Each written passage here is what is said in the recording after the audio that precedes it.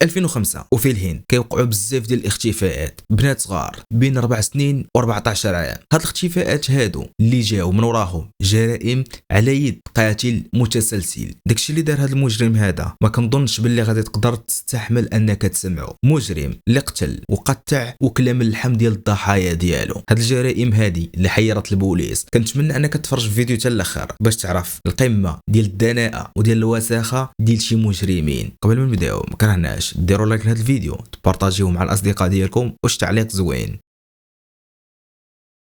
قصة اليوم كتبدا في 2005 في واحد المنطقة في الهند في الجناب ديال مدينة ديلهي، المنطقة اللي سميتها نيتاري. السكان ديال هاد المنطقة هادي كانوا ناس ضعفاء وكيعيشوا على قد حالهم ولا نقدروا نعتبروهم فقراء كاع. ومن بين السكان ديال هاد المنطقة واحد السيد كان سميتو دابو كان خدام في واحد المصبانة كيترزق على الله، وداكشي اللي كان كيصورو يلا بزز باش كيقدر يصرف بيه على عائلته. ولكن مع ذلك كانوا فرحانين بديك الحياة اللي كيعيشوها وعمرهم كانوا كيتسناو المصيبه اللي غادي توقع ليهم. في واحد النهار من شهر 11 2005 طلبات مرات دابو من بنتها الصغيره اللي كانت سميتها جوتي واللي يلاه كان عندها 10 ديال السنين. قالت لبنتها باش تهز واحد اللبسه وديها للخياط. هذيك البنت فرحات في السمعات ما غادي تسخرها، كانت كتقول واخيرا ماما غادي تخليني نخرج من الدار، لحقاش الام ديالها كانت كتخاف عليها وما كتخلاش تخرج من الدار الا للضروره ولا الا كانت باغا تسخرها. هزات ديك البنيه اللبسه اللي عطاتها ماماها وكانت غاديه بها للخياط، وهي في طريقها ولا خرجت من هذيك المنطقه ديال نيتاري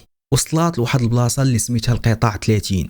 هاد البلاصه هادي هي اللي كاين فيها الخياط اللي دات له اللبسه باش تصلحها. ولكن من بعد مده جوتي ما رجعتش للدار. كيدوزو السوايع امها تخلعات عليها وباها تخلع عليها وجوتي مازال ما رجعاتش. الساعة الأولى، الساعة الثانية، الساعة الثالثة، تما فين قررت امها انها تتصل بباها باش يمشيو يقلبوا عليها. الاب ديالها اللي جا من المصبانه خدا البيكالا ديالو وخرج كيدور في الشوارع ديال هذيك المنطقه وكيتسارى وكيقلب على بنته. والام كذلك لبسات حوايجها وخرجت كتقلب على بنتها. واول حاجه مشات ليها هو هذاك الخياط اللي كان في القطاع 30. الخياط اللي مشات عنده جوتي باش دير ليه داك اللبسه يخيطها. فاش وصلت عنده الام سولته الام قالت لي وجات عندك شي بنت جابت واحد اللبسه باغا تصلحها. داك الخياط فعلا شاف ديك الدريه وجات عنده قال لها ودي راه جات عندي هذيك البنت ولكن الماكينه ديالي خاسره، داكشي اللي صيفطها تقلب على خياط اخر. الام عاد باش زادت تخلعات كثر على بنتها، وخصوصا انه كانت كدور واحد الاخبار باللي بزاف ديال البنيات الصغار كانوا كيتخاطفوا من هذيك المنطقه، الشيء اللي خلى الناس ديال نيتاري يخافوا على وليداتهم وكانت كدور الهضره بيناتهم على هذه القضيه ديال الاختفاءات. الام ديال جوتي تحركات من هذاك الخياط وبدات غادي وكتسول، وليت لاقات معاه في شي بلاصه كتسولو واش شفت واحد البنيه صغيره هزه واحد الميكا في يديها شنو فيها. واللي سولاتو كيقول لها ودي راه هاد البنت هذه راه ما شفتهاش. حتى دازت من قدام واحد الفيلا كيبان لها واحد الراجل واقف قدام الفيلا. هاد الراجل اللي كان سميتو بندهار وواحد السيد اخر كان واقف عند الباب. سولاتهم الام واش ما شفتوش واحد البنيه صغيره دازت من هنايا. جاوبها مول هذيك الفيلا قال لا لا ما شفتهاش، وحتى الخدام ديالو قال لا ما شفناهاش. ولكن الام حست بشي حاجه غريبه والتصرف ديالهم جاها في شكل الشيء اللي خلاها تشك في هاد الجوج هادو. دازت مده وقابو مراتو كيقلبوا على بنتهم ولكن ما لقاو حتى شي حاجه حتى وصل الليل وما لقاو حتى شي حاجه. الغد ليه في الصباح الام كتمشي هي والاب عند المركز ديال البوليس وكانوا باغيين يقدموا واحد البلاغ ديال الاختفاء ديال بنتهم. فجاو عندهم الاب والام وباغيين يقدموا البلاغ. قالوا ليها سير في حالك راه بنتك غتكون غير هربات من الدار. الام والاب مخلوعين على بنتهم والبوليس صدروهم وما تسوقوش ليهم. البوليس ربما شافوا هاد الناس هادو باللي فقراء وبانهم غيبداو يقلبوا معاهم على بنتهم غادي يديروا غير خدمه لراسهم، داكشي علاش صدروهم في حالهم. الام والاب بقاو مخلوعين على بنتهم وكيقلبوا لدرجه انه دازت 6 ديال الشهور وهذيك الام والاب كيقلبوا على بنتهم. وكل مره كيجيو عند البوليس كيصيفطوهم في حالهم. كانوا باغيين يديروا غير بلاغ عند البوليس باش يخرجوا يقلبوا معاهم على بنتهم، ولكن للاسف البوليس ما مسوقينش. هاد الاختفاء ديال جوتي ما كانش هو الاول ولا الاخر، وغير في هذاك 6 شهور غبروا بنات اخرين. وكل مره كان كيجي بلاغ للبوليس تخطفات شي بنت صغيره نفس المواصفات، كتكون بنت وبنت في عمر صغير، ولكن البوليس ما كيتحركوش ما مسوقينش لهاد القضيه ديال الاختفاءات. ربما في الهند في هذيك الوقيته كانت عندهم حاجه عاديه انه يتخطف شي حد، ومع الاختفاءات ديال هاد البنات هادو بدا كيتزاد. الاخبار وصلت عند الصحافه وعلى عكس البوليس الصحافه خرجت وبدات كتكتب على هاد القضيه هادي وكل مره كانوا كيزيدوا يهضروا. ومع دخلات الصحافه في هذه القضيه هذه البوليس واخيرا بداو كيتحركوا وكيديروا خدمتهم، بداو كيخرجوا وكيقلبوا في ديك المنطقه ديال نيتاري، مره كيمشيو لهاد البلاصه مره كيمشيو لهاد البلاصه. ولا حقاش هاد البنات هادو كانوا كيغبروا في نفس البلاصه، هي هذيك المنطقه اللي قريبه من القطاع 30. الشيء اللي خلى البوليس يديروا ناس اللي كيعسوا تما واللي كيردوا البال تما. واخا البوليس كانوا رادين البال في هذيك البلاصه، زادوا غبروا بنات اخرين. هاد القضيه هذه حيرات البوليس، علاش كيتخاطفوا بنات بالضبط وعلاش العمر ديالهم ديما كيكون قصير؟ كاينه شي حاجه في هاد القضيه اللي ما تفهمتش البوليس. ربما كاينه شي عصابه هي اللي كانت كتخطف هذوك البنات، وإلا كانت شي عصابه هي اللي كتخطف هذوك البنات فيا اما كيستغلوهم في الطلبه او لا كيستغلوهم في الدعاره. البوليس كيتحركوا لواحد المنطقه اللي سميتها ريد لايت. هاد المنطقه هذه غالبا كتكون منطقه لممارسه الدعاره، وكانت قريبه من القطاع 30 البلاصه اللي كانوا كيتخطفوا منها البنات، واللي سموها البوليس المنطقه السوداء. البوليس فاش مشاو لهاديك البلاصه ديال ريد لايت قدروا يعتقوا 21 بنت، ولكن الغريب ان كاع هاد البنات اللي عتقوهم حتى شي وحده فيهم ما كانت من هذوك البنات اللي مبلغين عليهم والديهم، اولا من هذوك البنات اللي كانوا غبروا الوالدين ديال جوتي. مع دقوا كاع البيبان حتى شي حد ما قدم لهم يد المساعده. تامل البوليس فاش كانوا كيمشيو عندهم ما داروا لهم حتى شي حاجه. الشيء اللي خلاهم مشاو عند واحد المشعوذه وبداو كيسولوا فيها على بنتهم. هذيك المشعوذه قالت لهم باللي البنت ديالكم خدرها شي حد وقتلها. هاد الهضره اللي قالت هاد المشعوذه زادت غير الرعب في والدين جوتي. البوليس ما قادرين يوصلوا لحتى شي حاجه، والعائلات مخلوعين على بناتهم. الشيء اللي خلى هاد العائلات هادي يقرروا انهم يخرجوا بوحدهم يقلبوا على بناتهم. ولا حقاش هاد البنات هادو كانوا غالبا كيمشيو كيلعبوا حدا واحد السريج ديال الماء. هاد السريج هذا اللي كان قريب من هذيك البلاصه اللي كانوا كيلعبوا فيها البنات. العائلات وهما كيقلبوا على بناتهم كيلقاو واحد الميكا اللي زادت صدماتهم وخلعاتهم كتر. هذيك الميكا كان فيها البقايا ديال اليد ديال بنادم.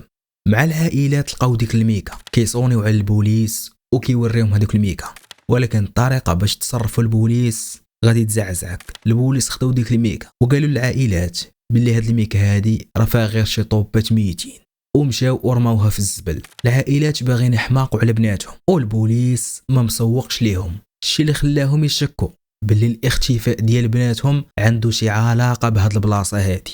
البوليس ما مسوقينش وعايشين في واحد العالم اخر. الناس خايفين ومخلوعين على اولادهم وهما ما كيديروا حتى شي ردة فعل. تداز اكثر من عام على الاختفاء ديال جوتي، ولكن نهار 7 في شهر 5 2006 كيجي بلاغ جديد على اختفاء ديال البنت. هاد البلاغ هذا كان مختلف، وهاد البلاغ كان هو الحل ديال هاد القضايا هادو. البنت اللي غبرات كانت سميتها بايل وكانت عندها 22 عام. البنت اللي غبرت هاد المره كانت كبيره على البنات الاخرين. الاب ديال بايل هو اللي مشى عند البوليس ودار بلاغ، ولكن هاد المره القضيه كانت مختلفه لحقاش بايل كانت كتخدم في واحده من هذوك الفيلات.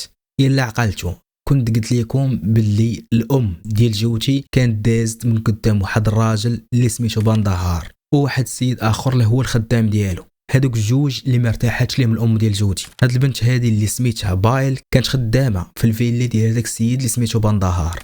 هاد السيد هذا كان واحد الانسان اللي لاباس عليه وكان عنده 52 عام. هاد الفيلا هذه كانت فيلا اخرى من الفيلات اللي عنده، وكان كيجي يدوز فيها غير الوقت ديالو. وهاد السيد هذا عنده مراته وولده عايشين في فيلا اخرى مختلفه على هاد الفيلا هذه. واحد الانسان اللي كان مبلي بالشراب بالزهو وعلاقته مع مراته ما كانش تما. وهاد الفيلا هذه كان كيعيش فيها غير هو والخدام ديالو. البنت اللي سميتها بايل واللي حتى هي غبرات اخر مره شافها فيها باها كانت غاديه تخدم عند باندهار في هاد الفيلا ديالو. الاب فاش كيشوف باللي بنته تعطلات كيصوني ليها. الغريب انه فاش كان كيصوني في التليفون ديالها شي حد اللي كان كيقطع عليه كيصوني وكتقطع عليه التليفون. بقى كل مره كيصوني على بنته كتقطع عليه التليفون. من بعد ما جاوباتوش بنته كيتسنى حتى الصباح. مشى الاب ديال بايل عند هذاك مول الفيلا اللي سميتو باندهار وسولو على بنته. السيد جاوبو وقال له باللي انا ما كنعرف حتى شي بنت بهاد السميه هادي. باها كان عارف باللي هذاك السيد كيكذب لحقاش بنته ديجا كانت كتخدم عند هاد السيد هذا من قبل، وماشي غير مره ولا جوج، بزاف ديال المرات كانت كتخدم عنده. مشى عند البوليس وقال لهم بغيت ندير بلاغ. نفس التصرف اللي داروا مع الناس اللي قبل منه داروا معاه حتى هو. كيقول لي سير راه تكون بنتك غير هربات، سير دابا تجي، سير تسناها، سير. المهم كيبقاو يعطيو اعذار باش ما يتحركوش وما يحمقوش راسهم، لحقاش كيشوفوا هاد الناس باللي غير فقراء وما فحالهمش. الاب لمده شهرين هو كيمشي ويجي على البوليس وما بغا يديروا معاه حتى شي حل، حتى دار واحد الحاجه اللي كانت مختلفه واللي خلات البلاغ ديالو يتقبل. هاد الاب هذا على عكس الناس الاخرين مشى دار محامي اللي بيه باش ضغط على البوليس باش يتقبل ليه الشكايه ديالو. واخا دار هاد المحامي الشكايه ديالو ما تقبلات حتى دازت 5 ديال الشهور، وفي هاد ال5 شهور غبروا بنات اخرين. ومن بين هاد البنات اللي غبروا كانت واحد البنت سميتها بينكي. هاد البنت هادي اللي كان عندها 20 عام. الوالدين ديال هاد البنت حتى هما كيمشيو عند البوليس باغيين يديروا الشكايه على الاختفاء ديال بنتهم، وكانوا هازين معاهم الصوره ديال بنتهم. البوليس اللي استقبلهم فاش خدا من عندهم الصوره وشافها قال لهم بنتكم زوينه تقدر تكون هربات مع شي واحد.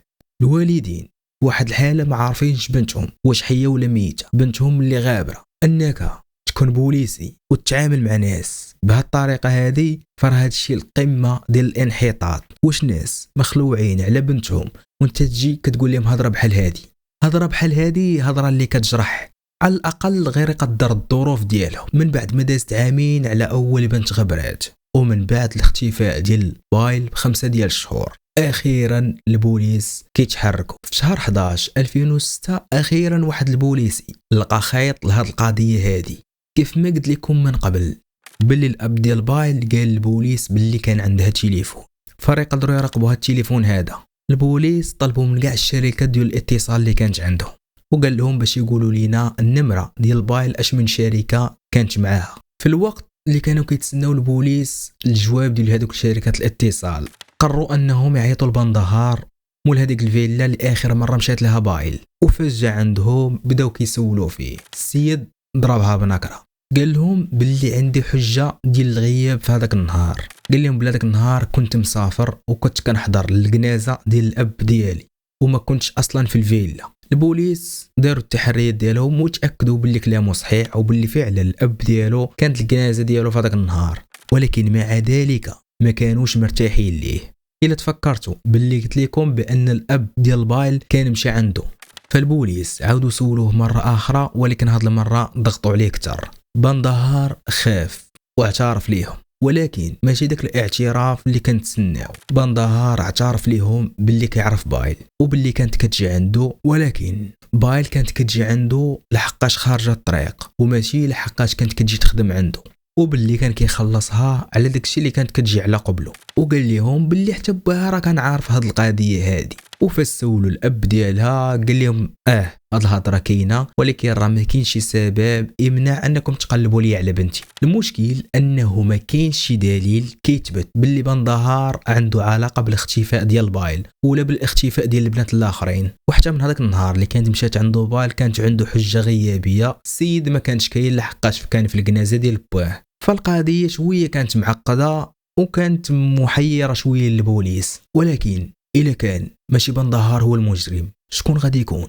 والجواب ديال هذا السؤال كان عند الشركه ديال الاتصال واللي كان هو اخر مره يستخدم فيه التليفون ديال بايل. البوليس مشاو للبلاصه اللي قالوا لهم شركه الاتصال، شدوا واحد السيد عنده توك توك كيخدم فيه، شدوا من عنده داك التليفون وقال لي من جاك هاد التليفون هذا؟ السيد قال لهم شوفوا انا راه ما عندي حتى شي علاقه بهذا الشيء، هاد التليفون هذا انا اصلا شريته. قال لي شريتيه ولكن الكارت سيم من جهتك؟ قال لي الصراحه التليفون شريته بالكارت سيم اللي فيه واني الله عاد شاريه جديد. البوليس كياخذوا داك الكارت سيم وكيمشيو يرجعوا عند شركه الاتصال وكيقولوا ليها تجبد ليهم ديال من هاد الكارت سيم هادي. وهنا فين كانت الصدمه. الشركه ديال الاتصال كتصيفط واحد الايميل للبوليس، تقرير جا فيه باللي هاد النمره هادي ديال سيرندر كولي. هاد السيد هذا اللي كان هو الخدام ديال بندهار.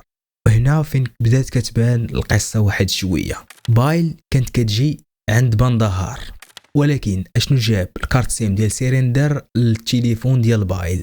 من البدايه الشك كان في بندهار لحقاش كان واحد الانسان اللي سكيري وعاطيها غير الزهو والصهير.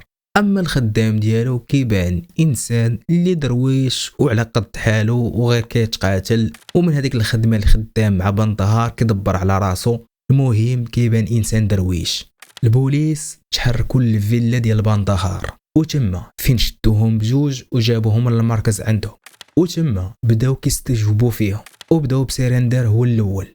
سولوه وقالوا له واش عندك شي علاقه بالاختفاء ديال بايل والاختفاء ديال البنات الاخرين، ولكن هو كان ثابت على هضره واحده باللي ما عنده حتى شي علاقه بهذه القضيه هذه. ولكن واش المحققين غادي يسكتوا وغادي يصدقوه؟ صافي زادوا ضغطوا عليه وبداو كيخوفوا فيه. تبدا السيد اللي كيبان غير درويش وعلى قد حالو كيعاود حكايه اللي لا سمعتيها غادي تصدمك. قال لهم باللي انا اللي قتلت بايل وانا اللي تخلصت من الجثه ديالها. سيرندر هو اللي عيط لبايل في التليفون باش تجي تخدم وتجمع الفيلا ديال باندهار، في المقابل غادي يخلصها. ومع جلسات بايل قال لها باللي راه غادي نعرفك على ناس اخرين اللي تا هما كيخلصوا مزيان على قبل ديك الخدمه اللي كدير. سيرندر قال لها شوفي انا غادي نعطيك الفلوس، وقال لها باللي داكشي اللي كديريه مع ناس اخرين انا غادي نعطيك الفلوس وديريه معايا. ولكن بايل رفضات. السيد تصرف عادي، ناض من بلاصتو قال انا غادي نمشي للكوزينه نوجد واحد الكاس ديالاتي. مع ناض جا من وراها وشد داك الزيف اللي كانت ليحاه فوق العنق ديالها، شد ليها على عنقها زيرها تترخات. من بعد ما قتلها دار داكشي اللي كان باغي. تخيلوا معايا هذه بنت عندها 22 عام، اشنو غادي يكون دار في البنات اللي عندهم 4 سنين و5 سنين و8 سنين و10 سنين؟ هاد السيد اللي قلتوا لي وحش وقليله في حقه. البوليس كان عندهم الدوسي اللي فيه كاع دوك البنات المخطوفين وكان فيه التصاور ديالهم، فجابوا التصاور ووروهم لسيرندر. المفاجاه انه تعرف عليهم كاملين واعترف باللي قتل هاد البنات هادو ودار ابشع الجرائم في الجثث ديالهم. غندير واحد الملاحظه بسيطه، الا كنتي واحد الانسان اللي كيعيف ولا كنتي كتخاف فكنصحك انك تخرجي او لانك تخرج من الفيديو، لحقاش هادشي اللي جاي راه انا متاكد باللي غادي يصدمك وباللي ما غاديش تحمله. الهضره اللي جايه شويه قاصحه، الا كنتي كتعيف ولا كتخاف ولا كتاكل شي حاجه دابا حطها على جنب وكمل الفيديو ولا عاود رجع للفيديو من بعد.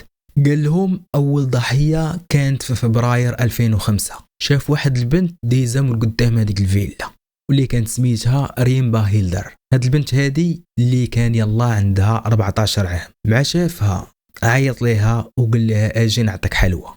البنت بقى صغيره ما عارفه والو، كان كيسحب لها باللي شي انسان باغي يعطيها شي حلوى. قال لها اجي معايا راه كاينه في الكوزينه لداخل. مع دخلات البنت غاديه قدامه بنفس الطريقه باش قتل بايل. قتل هاد البنت اللي سميتها ريم. مع قتلها كان باغي يمارس عليها القداره ديالو، وهو براسو قال هاد الهضره هادي وقال باللي ما قدرتش. كيقول باللي هزيت هذيك البنت وطلعتها لواحد الطواليت كانت في الفيلا الفوق، وتما فين جبت واحد الموس وبديت كنقطع فيها. وهو كيعترف للبوليس قال لهم كاين شي حاجه اللي دفعتني انني نقتل هاد البنت، وكاين شي حاجه كتدفعني انني نقطع هاد البنت وناكل من اللحم ديالها.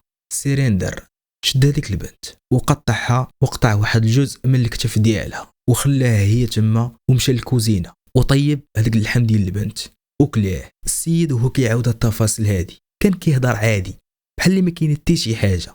هاد الهضره هذه ديالو زعزعات البوليس، ما عرفوش راسهم واش جالسين مع انسان ولا مع وحش ولا مع شي حيوان، والحيوان وما يديرش هادشي اللي دار هوايا. البوليس باش يتاكدوا من الحقيقه ديال هاد الهضره ديالو كان ضروري خصهم شي اثبات ولا شي دليل ياكد لهم الصحه ديال الكلام ديالو. سيرندر على حساب الهضره ديالو والتاكيدات ديالو قتل 19 بنت، وقال لهم باش تاكدوا من هاد الصحه واش هادشي كنت كنديرو ولا لا.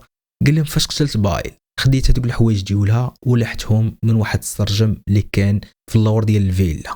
البوليس تحركوا للبلاصه اللي قال لهم وفعلا كيلقاو الحوايج ديال بايل ولقاو معاها شي حاجه اخرى. البوليس وراو الحوايج لبات بايل وقال لهم باللي فعلا هادو هما الحوايج اللي كانت لابسه. بات بايل فاش عرف الحقيقه مشى قالها لكاع الناس اللي كانوا في القريه ديال نيتاري، وفاش الناس سمعوا بهاد القضيه هادي كل شيء هجم على الفيلا ديال باندهار وكل شيء بدا كيقلب هل كيلقى الحوايج ديال بنته. وهاد القضيه هادي كانت صدمه للعائلات. البوليس كانوا كيكالميو هاد الناس هادو باش يخليوهم يخدموا على خاطرهم وباش يلقاو ادله اكثر باش يحاولوا يسدوا هاد القضيه هادي. سيرندر كيقول البوليس باللي كنت كنرمي الحوايج ديال البنت اللي كنقتل وكنرمي معاهم حتى الراس ديالها اللي كنت كنقطعو وكنديرو في ميكا بوحدو وكنرميه مع الحوايج باش نغطي على الريحه اللي ممكن تكون كتكلوح الزبل تما في هذيك البلاصه. واش عقلتو فاش كانوا لقاو هذيك الليد حدا السريج اللي دويت لكم عليه؟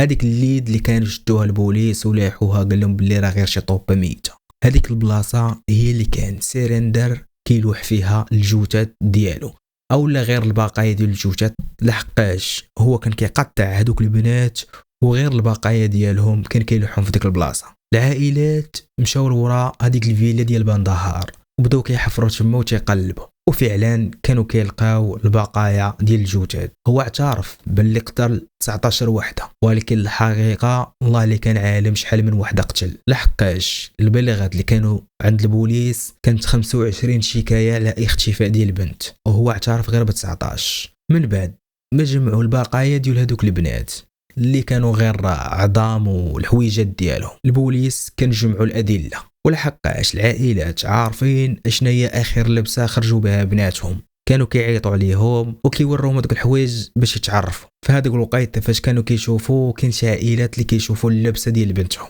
الاحساس كيكون خايب بزاف، عائلات كينهاروا كيبكيو والامهات كيبكيو، خاصة اللي عرفات باللي بنتها ماتت، لحقاش اي لبسه من هذوك اللبسات اللي كاينين تما اكيد باللي البنت اللي كانت لابساها فرا سيرندر قتلها وقطعها ورماها في هذيك البلاصه.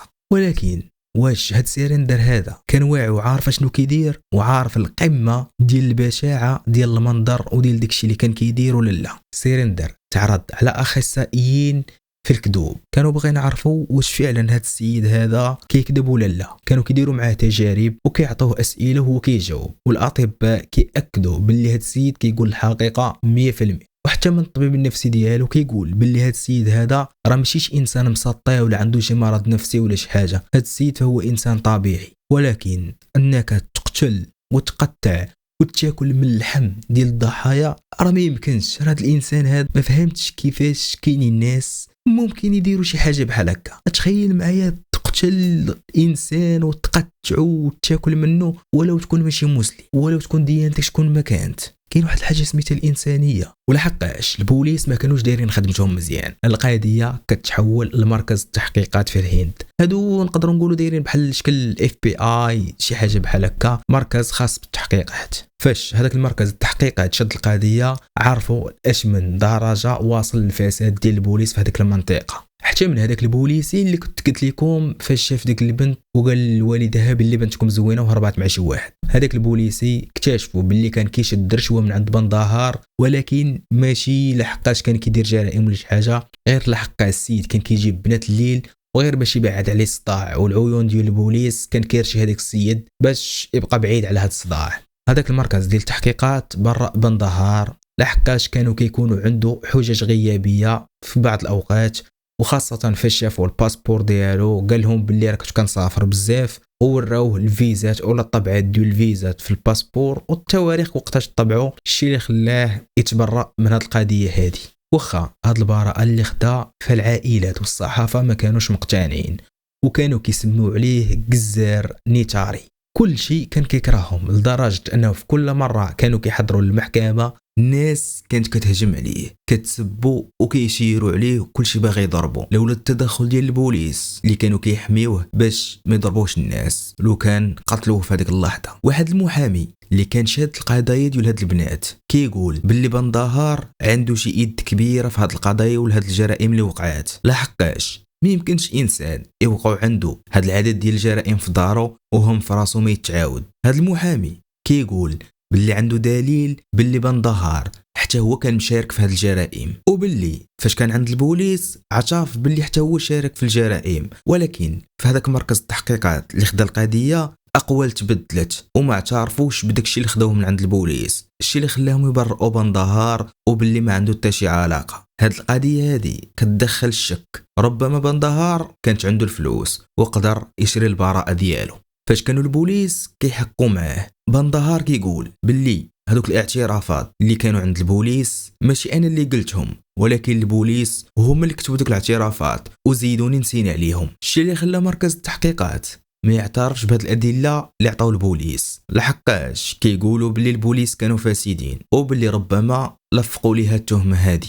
وزيد عليها السيد كانت عنده حجج غيابيه، 13 جريمه من هذوك الجرائم كان عنده حجه باللي كان غايب وما كانش في الفيلا ديالو. والحجج اللي كان كيعطيهم جاب لهم الباسبور ديالو اللي كانوا مطبوعين فيه فيزات باللي كان مسافر خارج الهند. هذوك الفيزات كانوا فيهم تواريخ، الشيء اللي خلى مكتب التحقيقات يبرئوا وما يشكوش فيه. حتى من الخدام ديالو سيرندر ما جبدوش في القضايا ديال القتل. سيرندر في الاعترافات ديالو كيقول باللي بندهار كان عارف القصه ديال البنات اللي كنت كنجيب للدار، وباللي حتى هو كان كيشارك في الاعتداء على هذوك البنات، ولكن ما كانش كيقول لي قتلهم ولا شنو دير ليهم. بالنسبه للقضيه ديال القتل كنت انا كنقتل بوحدي. ولكن بندهار في المركز ديال البوليس اعترف باللي هو اللي كان كيقول سيرندر باش يقتل هذوك البنات من بعد ما كانوا كيتعداو عليهم. ولكن هاد الاعترافات ما خداهاش مركز التحقيقات بعين الاعتبار، لحقاش هما رفضوا بزاف ديال الاعترافات. ربما عند بندهار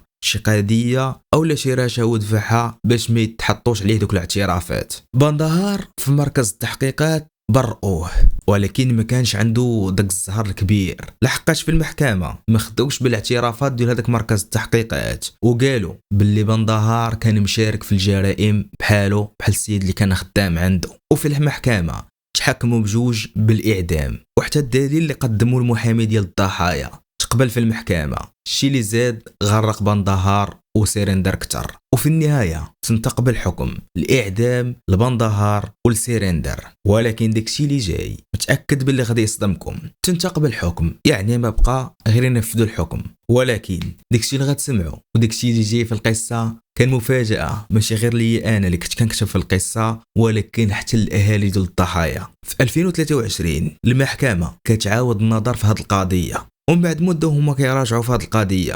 قال لك باللي ما كانتش ادله كافيه، الشيء اللي خلاهم يحكموا على بندهار وعلى سيرندر بالبراءه. من 2005 حتى ل 2023 مازال ما تنفذش الحكم، وخداو البراءه ديالهم في 2023. بطبيعه الحال العائلات اللي كانوا كيتسناو الاعدام ديال هاد المجرمين اللي كانوا كيختطفوا وكيقتلوا وكيقطعوا وكياكلوا من اللحم ديال بناتهم بدون رحمه وبدون شفقه، كانوا كيتسناو غير العدل يتحقق فيهم. ولكن في 2023 داكشي كامل اللي كيتسناو هاد العائلات ما وقعش، واللي وقع العكس ديال هادشي. هادوك الجوج خداو براءه، السبب ان الادله ما كانتش كافيه. كاع الاعترافات ديال سيرندر وديال بندهار سواء في المركز ديال البوليس في المره الاولى ولا عند مركز التحقيقات في الهند، كاع هاد الاعترافات وهاد الادله وكاع داكشي اللي خرج في الاعلام كيقولوا باللي الادله ما كانتش كافيه. جوج مجرمين اللي داروا ابشع الجرائم في بنات صغار اللي من 4 سنين حتى 22 عام، اختطفوا وقتلوا وعذبوا هذوك البنات ومارسوا على ذوك البنات اسوأ الافعال الدنيئه، ومع ذلك المجرمين في الاخر كيخرجوا ببراءه. هادشي كيبين حاجه وحده، يا اما